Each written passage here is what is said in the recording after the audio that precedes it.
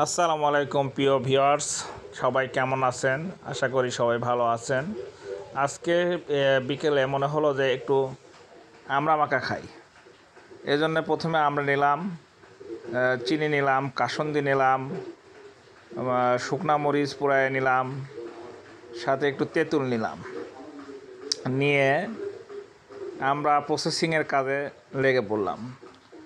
এখন যে আবহাওয়া, এই আবহাওয়ায় অবশ্য টক ফল খাওয়া ভালো, কারণ হচ্ছে টক ফলে থাকে প্রচুর পরিমাণে ভিটামিন সি, আর ভিটামিন সিতে থাকে প্রচুর পরিমাণে অ্যান্টিঅক্সিডেন্ট, যা আমাদের শরীরের রোগ প্রতিরোধ ক্ষমতাকে বৃদ্ধি করে।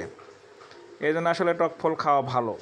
সর্দি জ্বর কাশি যাদের আছে, বিশেষ করে খাওয়ার অরুচি যাদের আছে, তার জন্য আমরা খুব উপকারী একটা দেশীয় ফল, এবং আসলে আমরা খুব দামেও কম। আমাদের এখানে আমরা যে আমড়াগুলো ছিলতেছি, এই আমড়াটা 20 টাকা কেজি করে কিনে নিয়ে আসা হয়েছে।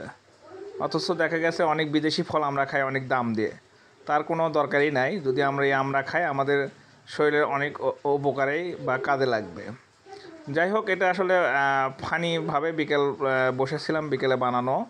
তা আমড়াগুলো আমরা প্রসেসিং ছিলে নেওয়ার পরে এগুলো ভালো করে ধুয়ে নেওয়ার পরে আমড়াটাকে ছোট ছোট করে কাটে মাখার জন্য উপযুক্ত করে বাটিতে নেওয়ার পরে হচ্ছে আমরা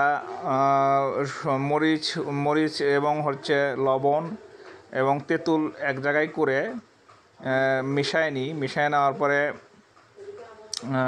গুঁড়ো হয়ে যাওয়ার পরে এখানে আমরা সরিষার তেল যেটা আছে সেটা মিক্সড করার পরে আমরা এখানে দিয়েছি সরিষার তেল। দেওয়ার পরে দিয়েছি হচ্ছে কাসুন্দি মিশিয়ে নিয়ে আমড়াটা ভালো করে একটু চিনি দিয়ে ভালো করে মাখায় নিয়ে কিছুক্ষণ পরে আমড়াটাকে পুরো প্রসেসিং কমপ্লিট হওয়ার পরে একটু খেয়ে দেখলাম যে ঝাল লবণ ঠিক আছে কিনা।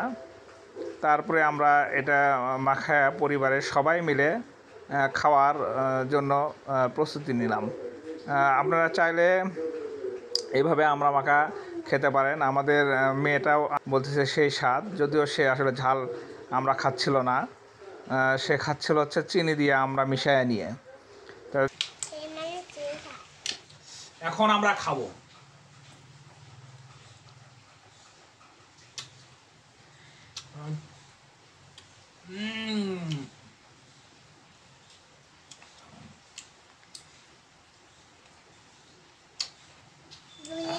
সেই স্বাদ।